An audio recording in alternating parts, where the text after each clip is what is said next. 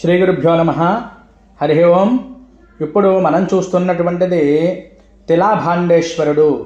ఇది చాలా అద్భుతమైనటువంటి లింగం అండి. కాశీ క్షేత్రంలో ఈరోజు కార్తీక మాసాన్ని పురస్కరించుకుని తిలాభాండేశ్వర స్వామి వారికి మనం రుద్రాభిషేకం అంతా కూడా చేసుకుని మరి దర్శనార్థమై ఈ వీడియో చేయడం జరిగింది. అందరూ తప్పక దర్శించవలసినటువంటి మనకి తిలాభాండేశ్వర యొక్క లింగం అండి. ఈ క్షేత్రం యొక్క విశిష్టత ఏమిటి, లింగం యొక్క విశిష్టత ఏమిటి అనేది తెలుసుకుందాం. మనకి కాశీలో అనేకమైనటువంటి లింగాల్లో తిలాభాండేశ్వరుడు కూడా ఒకటి. పాపాన్ని మరి తీసేటువంటి లింగాల్లో ఇది చాలా మంచి లింగం. మోక్ష సాధనాన్ని కూడా ప్రసాదించేటువంటి లింగం. మరి ఈ తిలహ అంటే నువ్వులండి. పాప పరిహారానికి శ్రేష్టమైనటువంటి ద్రవ్యం ఏమిటి అంటే తిల అంటే నువ్వులు. అందుకే మనకి తిలలో చాలా పవిత్రమైనటువంటివిగా చెప్పబడతాయి. భాండం అంటే పాత్ర అనేటువంటిది మనకి అక్కడ కనిపిస్తోంది చూడండి లింగం మీద. అక్కడ ఒక భాండంలో తిలలు అంటే నువ్వులు వేసి పెట్టి ఒక భక్తుడు అలా ఉంచితే అలా అయిపోయింది అని చెప్తారు. ఈ లింగం ఇంకా బాగా ఎదుగుతూ ఉందండి. మనకి పురాణాల్లో కూడా అద్భుతంగా దీనికోసం ప్రస్తావన అయితే ఉంది. అదేంటి అనేది ఇప్పుడు మనం చూద్దాం. ఒకసారి కాశీ క్షేత్రంలో మహాపాపి ఒకడు బ్రాహ్మణుడు నివసించేవాడు.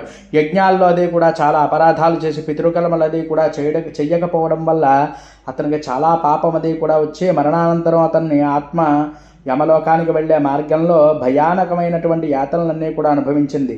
గంగా నదీ తీరంలో హరహర శివశివ అంటూ కేకలు వేస్తూ ఆ తెలలతో శివలింగాన్ని స్వరూపాన్ని తయారు చేసి ఒక చేత్తో చేసినటువంటి ఆ లింగాన్ని పూజించి క్షమాపణ కోరగా ఆ శివుడు ఆ యొక్క పాపాత్ముడైనటువంటి వాడికి ప్రత్యక్షమై ఇలా వరం ఇచ్చాడు.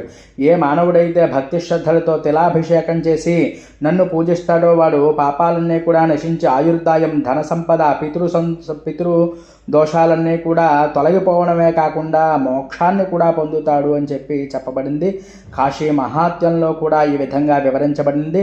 తిలాభాండేశ్వరమిత్యేవ లింగం పాపనాశనం తిలాభిషేక స్నానేన మోక్షదో భవతీశ్వర అని చెప్పబడుతోంది. తిలాభాండేశ్వరుని ఒక్కసారి దర్శనం చేసుకున్నా, పూజ చేసుకున్నా మరి చాలా అద్భుతమైనటువంటి ఫలితాలు వస్తాయి అని చెప్పబడుతోంది.